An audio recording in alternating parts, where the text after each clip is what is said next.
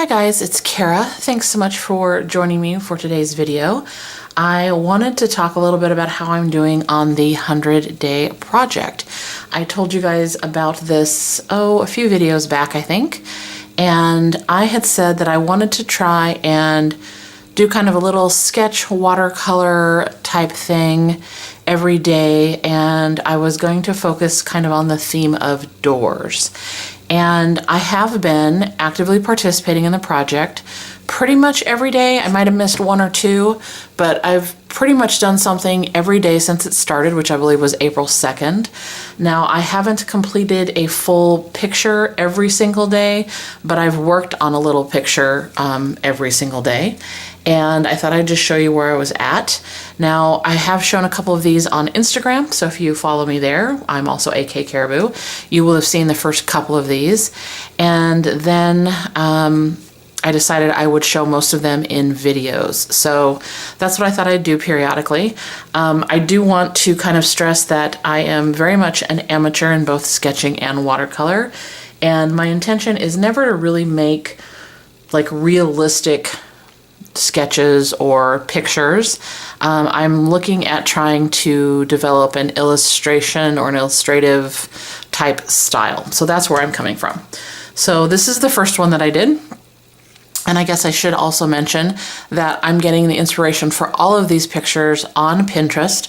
I'm AK Caribou over there as well, and I have an inspiration board set up with a whole lot of door pictures saved, and that's where these are coming from. So this is the first one. Now, I liked some parts of it. I liked the way the little top of this turned out.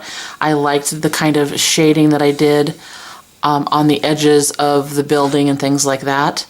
I super did not like the plant, but you know, it is what it is.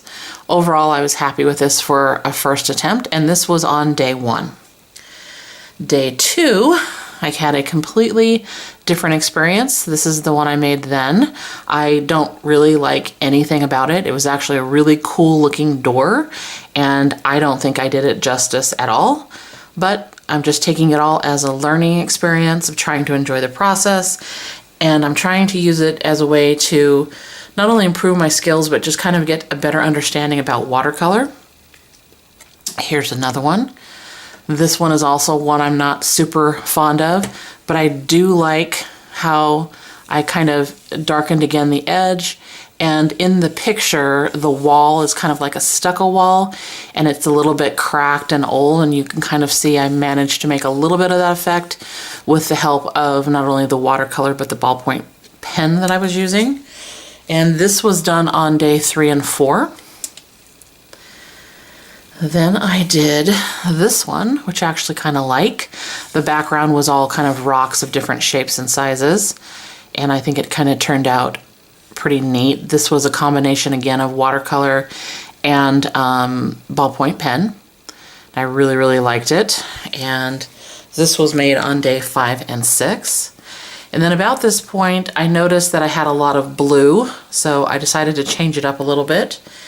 And I found one that is totally not my normal colors, with this kind of peachy orangey wall. Now in the actual picture itself, the wall has kind of different tones of the peachy orange color, meaning there's some darkness and some light, and there was a little bit of yellow on it. So I was really pleased with that effect, and I really liked kind of the tree. It's obviously not very realistic looking, but the tree trunk or the, I don't know, the viney part or whatever, actually did kind of look twisted like that, like a little bit like a rope. So I was really happy with this one. And this one was created on days 7 through 9. And then I did this one, which I really liked kind of the greenery. Again, it's more illustrative, but there's lots of different colors of green in there. And I think it's just kind of a cool background. I wish I would have gone a little bit over more on this side, but what are you gonna do? And then I also kind of really liked the top of the door quite a bit. So I thought that one was pretty good. And it was done on day 10. And then there was this one, which for the most part, I'm not super thrilled with, but I did like kind of the little dots of color. In the pictures, the flowers were kind of a pinkish red and white. and I thought it was just kind of cute, so I liked that. This one was done on day 11 through 13. And then this last one was done on days 14 through 16. Not much here that I like, other than when I was creating it, I was happy with how some of the greenery looked. I think I kind of did a crappy job on the little floral part of it, but I was happy with that initially. So there's what I have so far in the first 16 or so days. I'm not really sure what I'm going to do with these when I'm done, but I am having fun trying to kind of figure out how to work with watercolors and sketch a little bit better and all that jazz. Just as a quick reminder, I am using currently a watercolor paper pad from Prima.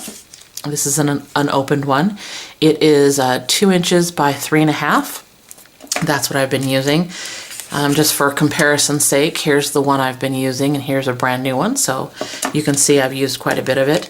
Now this particular paper pad is held down on both ends, so it helps keep the watercolor paper flat as you apply the water to it, so the paper is less inclined obviously to buckle because it's held down.